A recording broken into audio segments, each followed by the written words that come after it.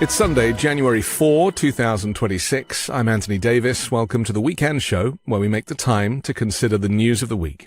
You can support my work and independent journalism at patreon.com/5minute news.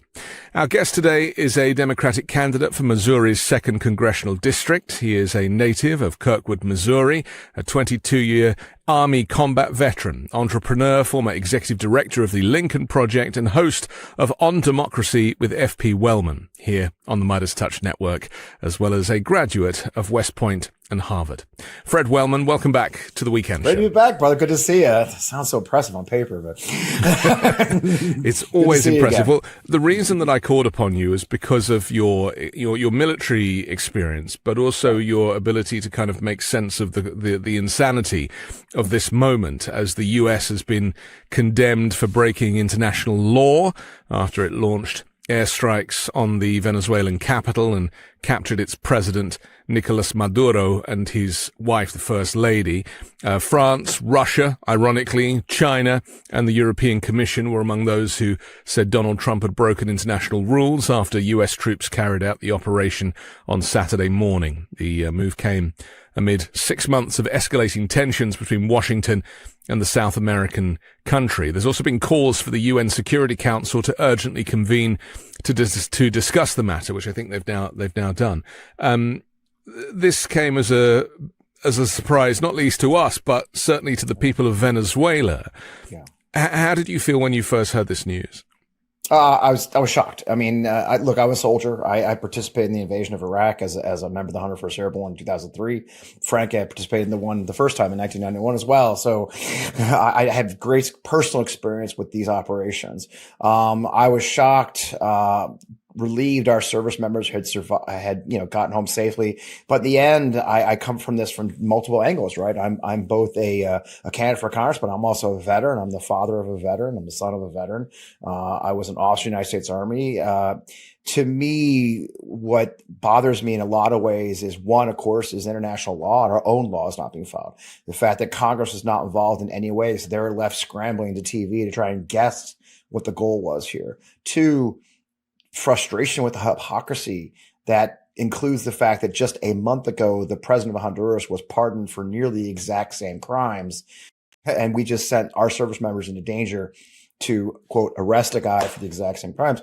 And finally, to call this merely an arrest, I think Tom Cotton tried to say it's no different than the FBI executing a warrant in the United States. No, it's not. International law is not domestic law. This is an act of war. Seizing the leader of a foreign nation, be him legitimate or illegitimate, that's choice. That's not our choice.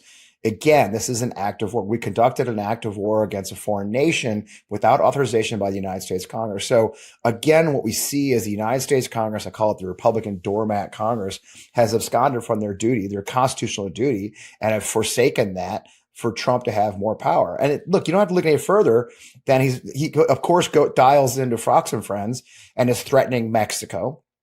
Be next. He's threatening Iran. In his press conference with Rubio, he threatened Cuba. I mean, again, unchecked power. It's like a child. He'll keep on eating.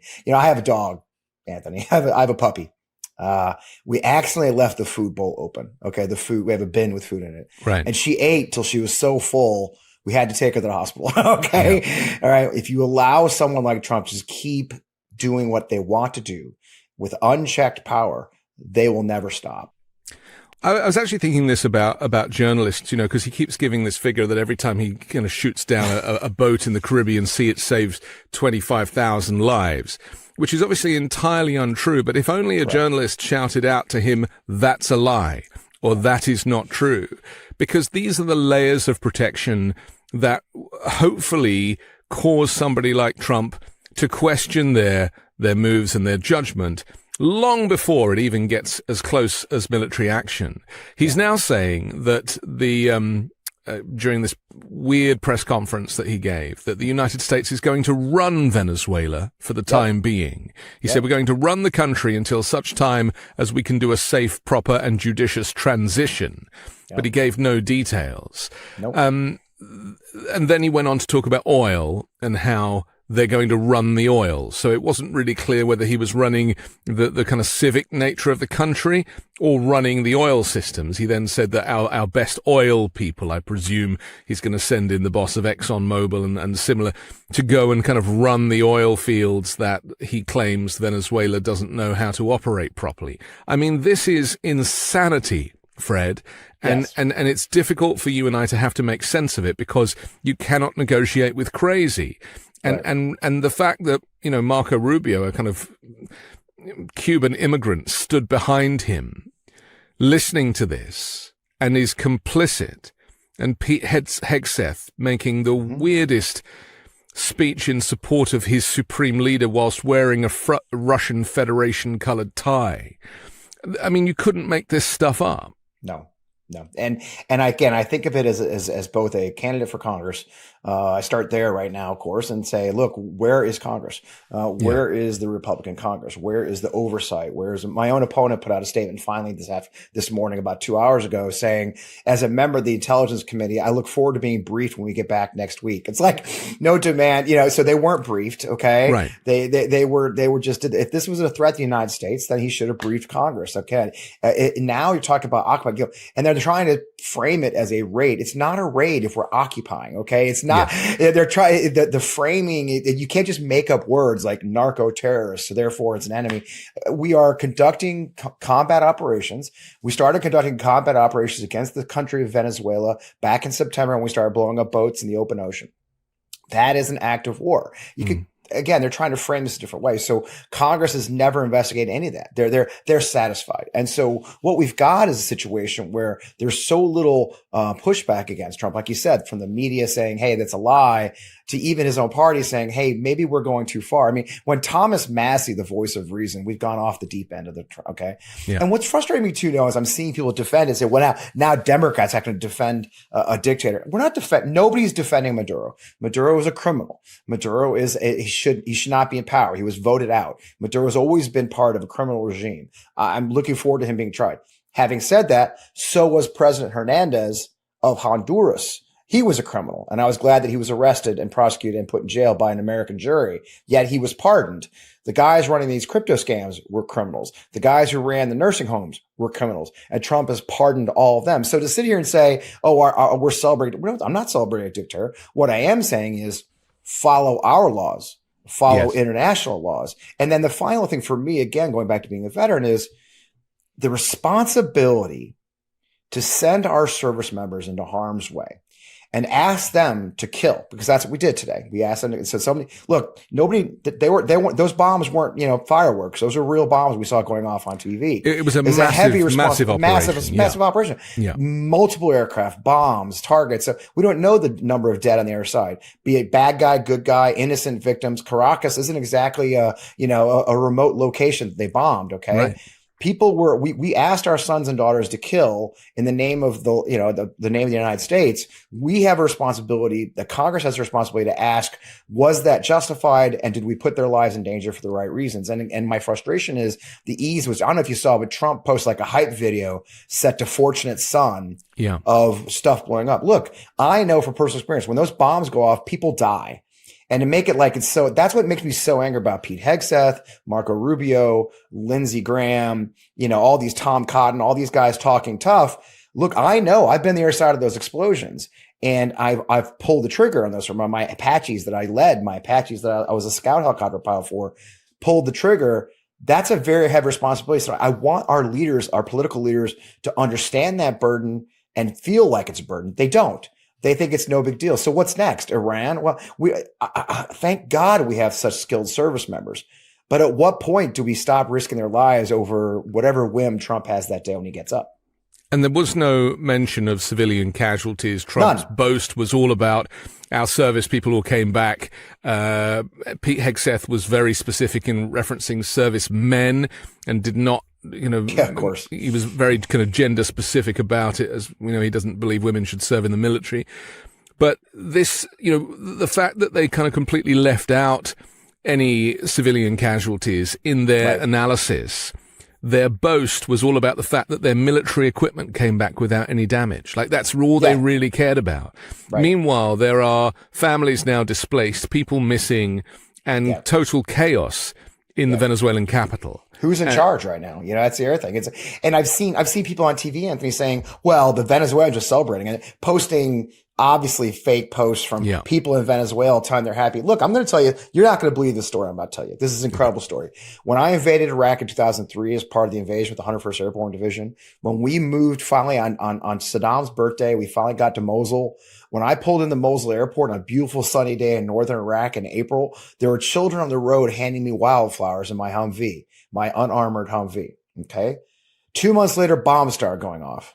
And the bombs are still going off. So to say that the Venezuelan people are happy today, yeah, they're happy. They should be happy. If Maduro is really gone, that's a big thing. But a vacuum cannot exist in nature. Someone will fill it. And if all we've done is cut off the head, is his vice president deposed? Is his militias? Is his gangs? His army? No, they're still there. So all we did was create a vacuum. And you know what fills vacuums usually in these situations? Chaos. Yeah. Chaos fills them. And chaos is bad because people die, So what frustrates me is these guys are all patting themselves on the back. Look what we did, man. It's like just as we took off Saddam. Yeah, we're bad. But I know because I had bombs set off against me. I had rockets land around me in Iraq, all 3 tours. My son-in-law was one of the last ones to leave in 2012. He had bombs going off against him. I know for a fact that today's flowers and celebration is tomorrow's bombs and IEDs. And for these people so casually dismiss that infuriates those of us who have experienced that. Well, the knock-on effect is also a vast number of refugees, potential for famine. And we've seen that in other war zones that are currently ongoing. But isn't the irony here that Donald Trump, calls Maduro a drug kingpin and a dictator? I mean, that's only fine if the country going in to make this change is on the right side of history itself. But Donald Trump now is a dictator. Yeah. His behavior over the last year is entirely lawless. Yep. The abduction of Americans and immigrants from the streets of the U.S., not to mention the way he's trying to infiltrate Europe now and realigning America with Russia. This is dictatorial behavior, ignoring Congress, ignoring any oversight, demolishing the White House. I mean, we know what we're dealing with here. Yep. He is not in any moral place to claim that someone else is a dictator and try and remove them and replace them with himself, because that's effectively what he's done. There's no other way to define what has just happened is that. Again, we are sitting here with no answers. It's been a few hours. He's talking about occupying it. What I found fascinating was exactly that. The Republican senators like Tom Cotton and others rushed to a camera to say, it's just a raid. We arrested a guy. And then 2 hours later, Trump's like, well, we're going to occupy it, take the oil. Yeah. And they're spinning. They're left spinning. My own opponent put out a statement. And before Trump spoke, big mistake on her part because he completely undermined her statement. Again, these are the job. I mean, as you go back to dictatorial, they get mad when we say it's fashion. They get mad when we say it's authoritarianism. This is what I do know. It is outrageous executive power that's taken away the nature of our government, which is that Congress is a co-equal branch of government, that the Supreme Court and the courts are supposed to be a co-equal branch of government. Right now, there's only one branch of government because Donald Trump and his administration have made it so. The Republican doormat Congress has allowed that to become so. The Supreme Court's taken themselves off the table. So we have a situation where essentially one man and one party control all the levers of American government. And that should chill everyone, to include my friends on the right. If you're on the right, just all you have to do is ask yourself a question. If China came in and grabbed Trump, because obviously he's a criminal, would that be an act of war or just him being arrested? If Biden did any of this, would you be, I mean, again, you have to sit back and it's Trump today, but who will be tomorrow? So I get very angry. And again, I keep searching back to the fact that we face a situation where the people who are supposed to be doing their jobs, protecting us from this kind of behavior, conducting oversight, controlling the levers of power, have completely and absolutely given away that power to Donald Trump. And this, I know where this goes. We've seen it. I've lived it. I know, it's occupying a country. Yeah, that always goes well. Well, this hasn't happened since the U.S. occupied Panama or attacked Panama in 1989. This type of attack.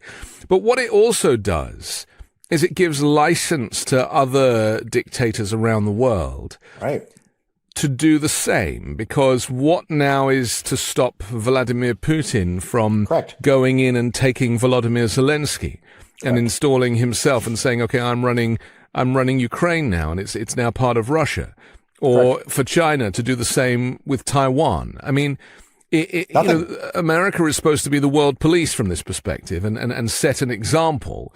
But now that example is broken and the law is not being followed and international law is not being followed. This is really lighting a touch paper for the collapse of any kind of system or world order that is being held together by a thread anyway. Correct. I mean, China can make the very good case that Taiwan's president is violating their law. They've said it's not a legal country, so he's violating it. It goes for any of our folks who are our adversaries.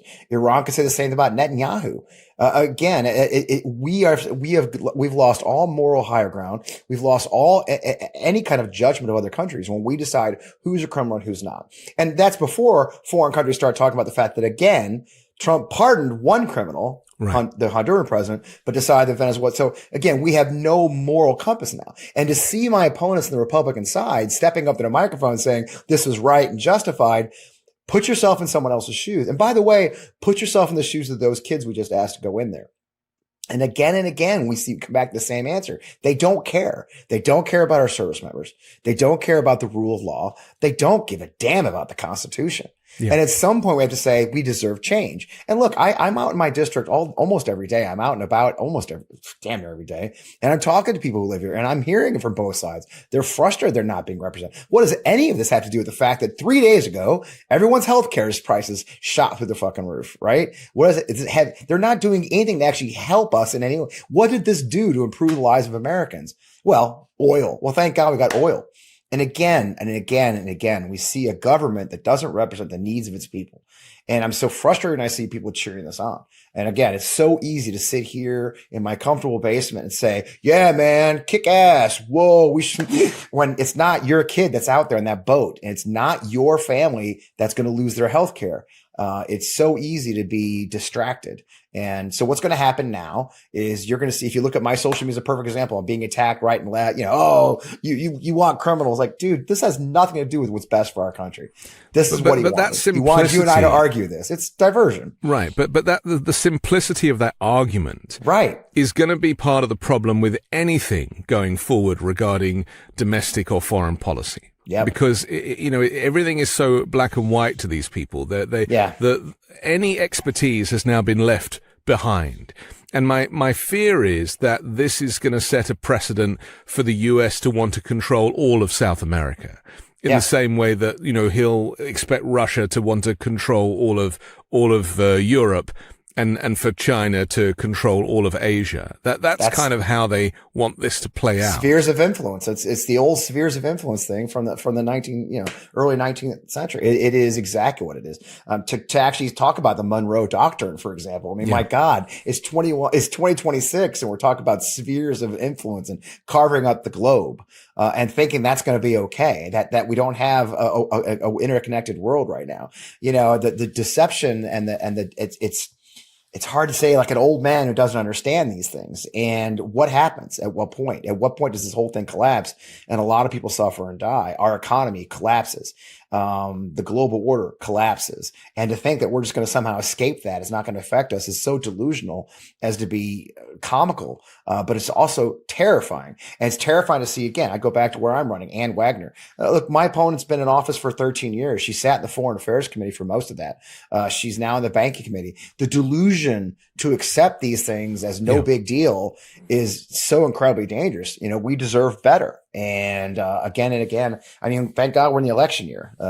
We better have an election because I'll tell you what, man, it's time for change. But with that, just to talk domestically for a second, this also exposes how Trump plans to go forward, because he knows he's broken international law. He knows he's going to be wanted for war crimes. Yep. He knows that and despite the fact that he wrote an executive order or signed an executive order that claimed that the US doesn't recognize the International Criminal Court, that doesn't mean that he's not a wanted man. And that also means that he won't ever be able to leave power for fear of being arrested. And so when you take that information and combine it with the ballroom/bunker that is adding an extra 90,000 square feet to the White House to enable him, I presume, to kind of rule with impunity without any, external intervention, it paints a very dark picture of the future. And I've learned, and I'm sure you have too, to trust my worst instincts, because for the last few years, they have all come true. Yeah. Yeah. It's hard not to, I mean, even, I try not to give into these worries too. I'm a big believer. I have to face what's in front of me right now. I face an election year to drive on. Yeah. There are clear indications that Donald Trump is acting with impunity to remain in power. You'd almost have to be delusional not to admit that's what you see. And they are. Our opponents are delusional to see it. The question is, what can we do now? Who do we push to get that? That's what we're doing now, is say, hey, look, you've got to fight this. We have to maintain, the law and everything else. But you're right. He is now going to be an international criminal. There's no question about that. If he wasn't already, there's no question the UN is going to act upon this, because the law is clear. I mean, we can America all we want, but in the end, there are very clear laws that have been violated, both American and foreign, when he did this act. I'm troubled by our United States military so gleefully participating in these illegal acts. At what point does that cross a line? There's a lot of troubling places. There's a lot of red lines being blown through, like they're standing still, and that concerns me especially. So it is hard to be an optimist, which I try to be as much as I can, but I can see it would be very hard to be an optimist at this moment and accept what's happening to our country and what the future and what Donald Trump is telling us.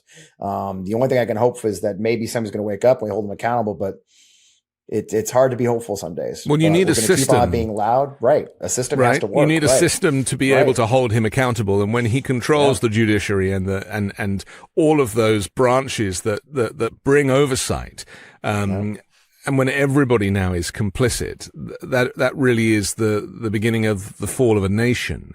Yep. Let's talk about this kind of military orders subject, which is very interesting. If we rewind a few months, Trump convened all of the senior military leaders into a kind of conference space, which seemed to be extremely dangerous anyway, considering he was publicizing it, and basically said to them that you either, get on board with me and my kind of mindset, my politics, or you can have your marching orders. It was the weirdest thing. I'm sure for you found it extremely strange. And Pete Hegseth, who clearly has no respect from these people. He's a former Fox News weekend host, and his kind of military experience. He didn't reach any kind of rank that people of their caliber would respect. Surely, right?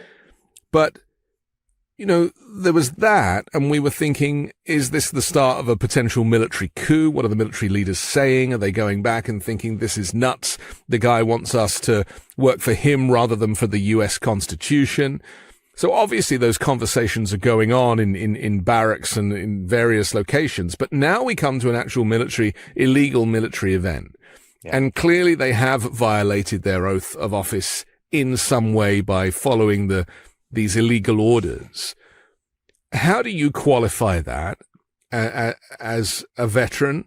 And how do you think these active service members are qualifying it themselves? In the end, it's obviously these orders are different at every level, right? Did the Navy SEALs actually in the aircraft violate the Constitution? You could argue they followed a legal order because their chain of command gave it to them. What we have to do is, are these general officers, these leaders who are receiving these orders to invade our countries, are they following the Constitution? I question them. This is what Pete's been working towards. This is what Hegseth wanted the day. Look, everybody talks about how he fired the chief of staff of the Air Force and the Joint Chiefs. He fired the lawyers. He fired the lawyers first. And I said that day, you only fire the lawyers when you want people to get out of your way, when you break the law. And he's not replaced those lawyers. As a matter of fact, the one at the Air Force, I believe, the temp quit. Okay. So the lawyers know this is illegal. So he is surrounding himself with those he knows will comply. And that is so damaging to the United States of America for not just now, but for a generation to come. Look, I don't create generals overnight. It takes me 20 to 30 years to make a general. So today's lieutenants are the generals of another generation, a full generation from now. So we should be very concerned about the long-term impact of this behavior and these decisions on our military. In the today's sense, I am anxious. I have held out hope that my service members, my fellow military service members, would remember their oaths, would demand the proper constitutional follow-up, all those things. I am concerned. I'm concerned that we're blowing up boats. I'm concerned that we've got general officers and flag officers who are simply going along with this. I'm concerned that even the ones who seem to not go along with it have chosen to simply quietly retire and keep their mouth shut afterwards. Yeah. If you're retiring because you believe these are legal orders, then open your damn mouth and speak up and have the moral courage to do the right thing. I am troubled that the admiral who retired simply did. Okay. Because, hey, if you speak up, you don't get the board positions. And so I am frustrated. Again, bang, circles right back to Congress. Why has Congress not called these men and women before the committees to ask them why they were fired, ask them why they decided to resign? Again and again, we see a failure of systems that will wreak havoc. And then at what point is it too far? At what point does Congress and what point do my military brothers and sisters say, oh shit, I didn't see that coming. We all saw it coming. So I am today, I will admit for the first time, I'm extremely concerned about the future of the United States military and the current of the United States military, that we have leaders who are so willingly going along with these kind of acts. When does it stop? I'm not one to, like I said, I'm just not one to say the sky is falling, but my God, it is extremely concerning to me that today's actions were so readily accepted by those who should have questioned them and then refused to openly come out with it. Okay. So at some point, I hope there will be some courage, the courage that so many of us displayed when we served. I hope they'll have the courage to do the right thing, but man, am I not seeing it right now. I am not seeing the moral courage I would expect from the United States military's leaders at this moment. And I'm certainly not seeing any courage from the United States Congress. Well, I was going to say Iraq and Afghanistan, those wars were enacted on acts of Congress. So they weren't, whatever your opinion of the legality of those wars. They did the right thing. They did the right thing. But what has changed now is that the Congress is not just complicit. It's basically benign. Right. It's a kind of dormant group. Doormat. I call them the doormat, right? You wipe your feet on it as you go by.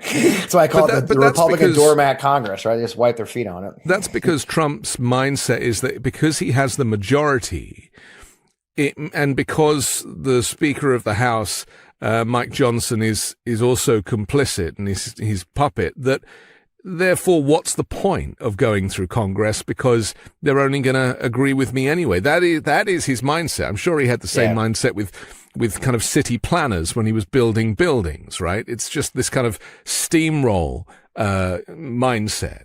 Yeah. So does that mean that all of these potential committees and post-analysis it's all now really by the wayside? I mean, I cannot imagine how a functioning Congress moves forward from this point. I don't either. And it concerns me. It concerns me that not enough Republicans, especially, are speaking up. It concerns me they've turned themselves into a doormat for Donald Trump, who will eagerly defend anything he does. And we're seeing that. John Thune himself has already put out a statement saying that, he wants to hear more. They have given up their power. And they will be remembered as the Congress, the 119th Congress that gave up their constitutional duty in every way. I actually did my show on it this week on the Midas Touchdown, was about the fact they've walked away from their constitutional duty. And so it will define them. It'll be their curse. It'll be their legacy that they have given away the power of Congress to a madman. Frankly, let's be honest. I mean, he was barely keeping his eyes open during that speech today. Yes. So we have a lot of people have to answer for their failures, and the hardest part, like the person I'm running against, silence is her thing, right? It's hard to bust somebody for silence. Silence is compliance, though, and it's cowardice, and silence is cowardice. And I see so much cowardice. Well, that's been the theme of the Congress, hasn't it? Yeah, and not just moral cowardice. We talk a lot about moral cowardice. No, this is actual physical cowardice now. They're more afraid of being threatened. They're more afraid of a mean tweet from Trump. They're desperately afraid of a primary opponent. They have given up all sense of righteousness. No one up there is willing to lose their jobs to do the right thing. I've told people in speeches, I've had Republicans ask me, are you just going to be a career politician? No, my job is to go to DC and represent you. If I don't do it, I'm willing to be fired for that. Not enough people are going to Washington, DC willing to be fired once they get there. You've got to do the right thing. And what I see is just one more after another of a failure of leadership and courage. Now, I think I'm going to stop saying moral courage. There is no moral courage. What do you think the international community is going to, what are they going to be forced to do as a result of this? Because obviously this this transatlantic alliance, which is, to all intents and purposes broken now, where, the US will, post the Second World War, by default come to the rescue of Europe. Europe is now having to kind of rearm because it can't trust the US. This was after this offensive speech that J.D. Vance gave at the Munich Security Conference, and not least the speech that Pete Hegseth gave at that NATO meeting too, where this kind of far-right nationalist, isolationist view of the world was put on full display. Now, I think the goalposts must have moved again, certainly for European leaders, would you say?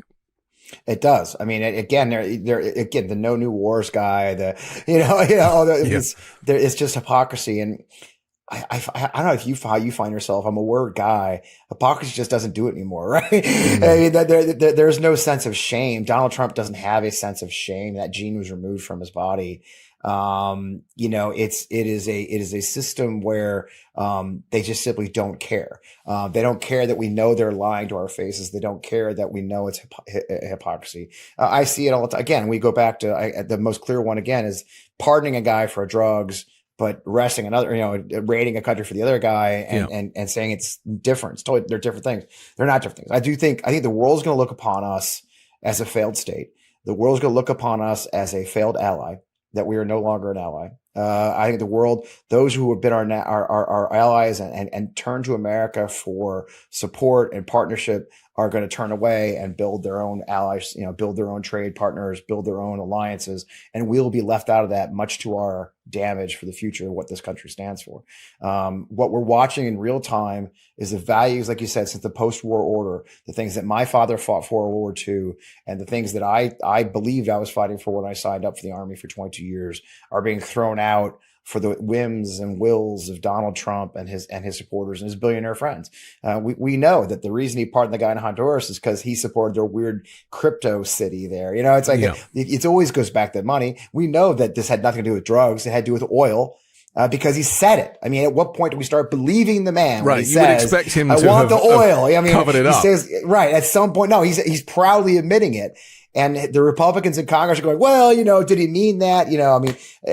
At some point, we are finding ourselves, either we have to freaking stand up for what we believe in or not. But I believe we've destroyed the American standing in the world. It will take a generation to fix. I'm running for Congress because I want to be one of the people that says enough is enough. We were talking in the pre-show, Anthony, about how there's so many of us, so many people doing this shows that we do. It's great. They're wonderful folks and all. But, I found myself at this point last July when they passed the big, billionaire bill. And I said, look, I can keep talking to a camera. I can keep yelling on social media, or I can take this beautiful audience and people who follow me and do more. Is Congress powerful? I don't know. There's 435 of them, but it's more powerful than me yelling at a camera. And so that's why I decided to run, is like, I just need to do more. I don't know if I'll how much I'll accomplish, but I want to go and serve my country and do more than this. We have to have people who are willing to go to Washington, D.C., fight for what's right, fight for their districts, fight for what they represent. And right now, we're just not seeing that. We see, like I said, just cowardice beyond measure at this point. Well, you're certainly qualified, Fred. Thanks, I appreciate that. Let's talk about the oil just for a second, because I want to quote Trump from the press conference. He said, we're going to have our very large US oil companies, the biggest anywhere in the world, go in, spend billions of dollars, fix the badly broken infrastructure, the oil infrastructure, and start making money for the country. And we are ready to stage a second and much larger attack if we need to do so. So those are the words of the President of the United States, saying the quiet parts out loud. Yeah. I mean, if he wasn't nuts, and he is certifiably nuts, he would have not said that section, right? He would have left that bit out and allowed, the investigations and the rumors to kind of work it out. But, do you think he's saying it out loud either because he's insane or because he genuinely has this lawless view of himself and the world, that he thinks he is completely untouchable? He has that immunity that he was gifted by the Supreme Court. Yeah. He wasn't prosecuted ultimately for any of those multiple indictments and crimes that he was alleged to have committed. I mean, he has been a criminal his entire life, and then he gets given the keys to the judiciary. I mean, is it any wonder? Right. I mean, all this is so damn predictable is what bothers me. All these opportunities to check his power, to prosecute him after January 6th, the Republican Party had every chance to let him go and move forward as a new party. Instead, McCarthy went down there and bent the knee, and the party, remade itself as the party of Trump. We got lucky the first time because he didn't think he was going to win, and he did. Right. This time they had a plan, and they came in between Project 2025 and the many, many people with power and billionaires like Elon Musk who knew they had a plan. They've done that. They've executed very quickly, so fast. They're breaking things fast. We keep up. We're going to rebuild all of that. But it is a shocking thing to watch unfold when there's so little being done about it. It's the thing. We have given the keys to the kingdom to a man who's never been told no in his life, who believes his legacy is putting his name on things. It's slapping gold letters on shit is Donald Trump's legacy. And we're gonna pry those goddamn gold letters off of everything when the time comes. But all this was so predictable. And it angers me to no end to see people. I mean, I'll go back to, again, my opponent, Ann Wagner. The punchline of all this, the person I'm running against, Ann Wagner, has never spoken out about Trump since the grab him by the pee tape came out. When that tape came out, Ann Wagner condemned Donald Trump, said he had no business being president of the United States. That was outrageous behavior. And she took away her endorsement of him. And then when he won the nomination, she flipped and hasn't spoken out about him since. And I just question someone like that who. Yeah. But so many of them did this. So many of them did it. They just gave away their honor. Even Mitch McConnell condemned him for January 6th. Yep. And many of them did. Ted Cruz did, for goodness sake.